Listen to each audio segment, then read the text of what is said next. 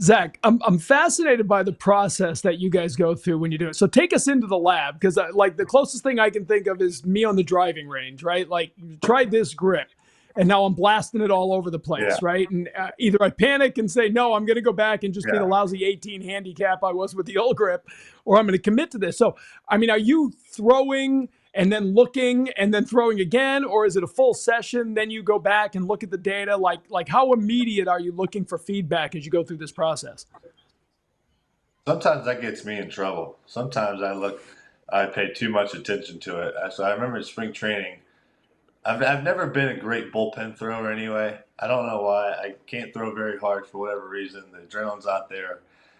But like we have the TrackMan with all the data and the TV hooked up to it behind us, and I remember like I just being so caught up in it sometimes. And in spring training, I'd been throwing terrible bullpens because all I cared about was what the TrackMan number said.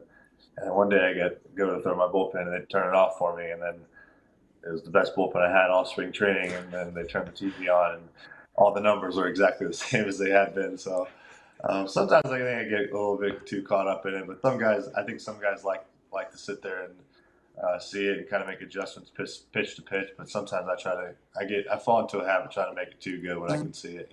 So maybe not the best for everybody. It is pretty crazy though. Like you have this iterative process now, right? Where you're like, oh, I need to get like my changeup diving more than 3 inches, right? Like, and I believe like you've pulled off this neat little trick where you're throwing your changeup harder this year, and yet it has 3 more inches of sink to it. So like we're talking about more than the height of a baseball. That seems like a pretty good formula for going from like hitting like either hitting a barrel or hitting the bottom like or getting just below the barrel to getting below the bat and getting a swing and miss.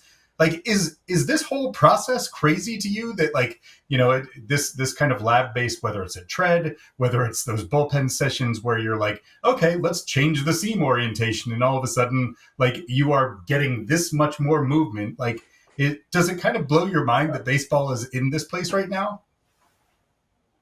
Yeah, it's some of it still doesn't like make sense to me, but like you can sit there and look at a video and like look at a release point and just like I remember when we were at tread and so I had a four seam grip, but the way I was turning the ball over was giving me two seam spin, so that's what was keeping like pushing the ball up.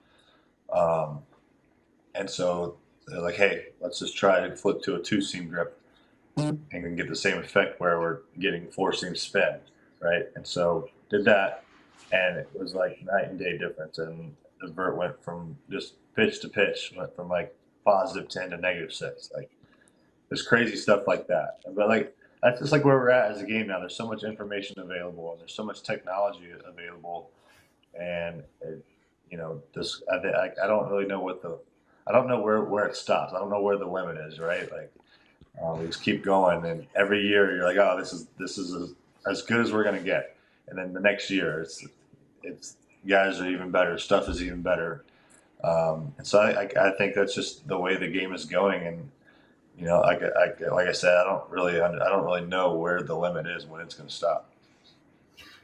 So the is do you feel like pitchers have a cheat code now? Like, how do hitters catch up? Like, you guys are able to make. To me, No, we like don't. to me, All the rules. pitchers are so much on offense right now, right? Like hitters are so defensive right now because stuff is so good and the shapes are so precise. Yeah. Where do you think the game's balance is at? No, all the rules are against us. Oh, we're on a clock. We can't step off. I'm just kidding. I don't know. I mean, I always think pitchers are going to kind of be in the driver's seat. I mean, I think hitting is a little bit harder than pitching.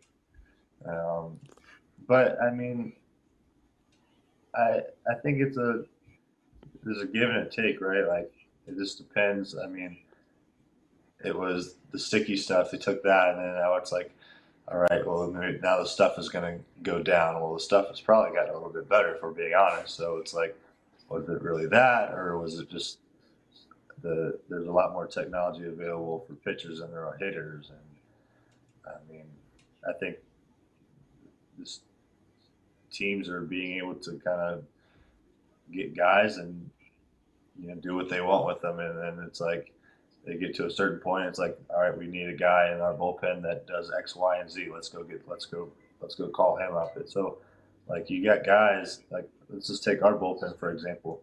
I don't think you have a single guy in our bullpen that's very much like another guy.